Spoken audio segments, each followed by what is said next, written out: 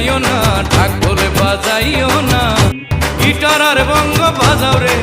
সকাল 9:30 ঢাকা বিশ্ববিদ্যালয় চারুকলা অনুষদ থেকে আজকের এই আনন্দ শোভাযাত্রাটি বের হয়। এবারের শোভাযাত্রাটি ছিল একটু ভিন্ন রকম।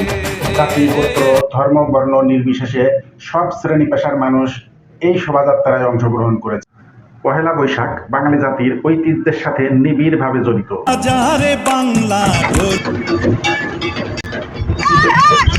পহেলা বৈশাখ মানে শুধু পান্তা আর ইলিশ খাওয়া নয়, এর সাথে জড়িত আছে গ্রামীণ লোকজ সংস্কৃতির ইতিহাস ও ঐতিহ্য।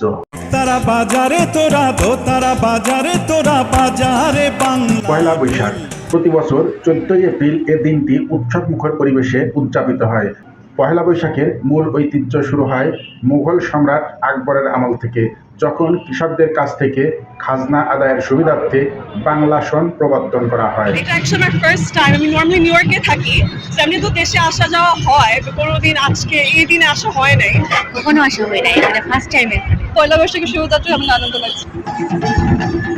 রাজধানী ঢাকা সহ দেশের বিভিন্ন স্থানে বর্ণাঢ্য আনন্দ শোভাযাত্রা বের করা হয়, যা ইউনেস্কো কর্তৃক বিশ্ব স্বীকৃত সাংস্কৃতিক একটি অনুষ্ঠান। গ্রামাঞ্চলে বৈশাখী মেলা বসে। এছাড়াও আয়োজন করা হয় পুতুল নাচ, নৌকাবাইজ সহ নানান রকম সাংস্কৃতিক অনুষ্ঠানের আয়োজন। ধর্মকে কেন্দ্র করে হয় না, ধর্ম বর্ণ নির্বিশেষে সবাই এই অনুষ্ঠানটা উদযাপন করতে পারে। সব ধর্মের মানুষ যারা বাঙালি জাতীয়বাদে বিশ্বাস করে তারা অংশগ্রহণ করেছে। সবাইকে আমরা যেভাবে অংশগ্রহণ করতে দেখে অত্যন্ত আনন্দ লাগছে। আমাদের আনন্দটা মানে কি দিয়ে আর বলবো, খুব সুন্দর লাগতেছে। ভালো লাগছে আমার এখানে এসে, অনেক জাতি গোষ্ঠীর সাথে দেখা হয়েছে, অনেক খুশি হয়েছি। হিন্দু, মুসলিম, বৌদ্ধ, খ্রিস্টান, কুতুব নৃগোষ্ঠী সবাই আসছে, ভালোই লাগছে। ভিনদেশীরাও যুক্ত হয়েছেন এই আনন্দ শোভাযাত্রায়। তারা বাজারে তোরা দো, তারা বাজারে তোরা বাজারে বাংলা ঢোল।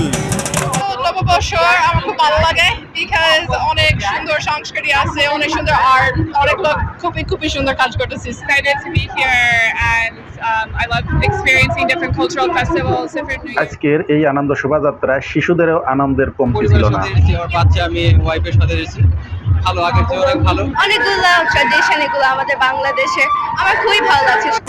তারা বাজারে তোরা দো, তারা বাজারে তোরা বাজারে বাংলা ঢোল। আমরা যে বাঙালি জাতি এক, আমরা সবাই মিলে একটা আন্দোলন করেছি এবং সেটাকে আমরা আমাদের প্রত্যেকটা অনুষ্ঠানে ধারণ করছি। আগের 2-3 বছরের তুলনায় এবার আমরা একটু অন্যরকম। কুতুব গোষ্ঠীর নাচ দেখছি, অনেক কিছু দেখছি, আমার খুব মজা লাগছে। মুগ্ধর পানির বোতল, তারপরে 34শে জুলাই, এগুলো তো আসলে মানে একটা ঐতিহাসিক জিনিস। এখন এবার আরো একটু বেশি খোলামেলা, আরো একটু বেশি মন খুলে এটা উদযাপন করতে পারছে মানুষ।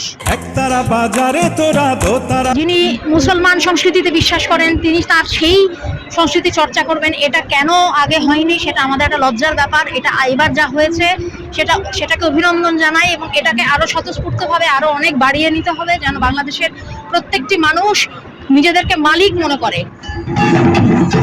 আমি আসলে প্রথমে বিশ্বাস করিনি, বাট আসলে যে শেখ হাসিনার একটা বড় বানানো হয়েছে, ওটা দেখেছি। মুগ্ধের পানির বোতলটা দেখেছি।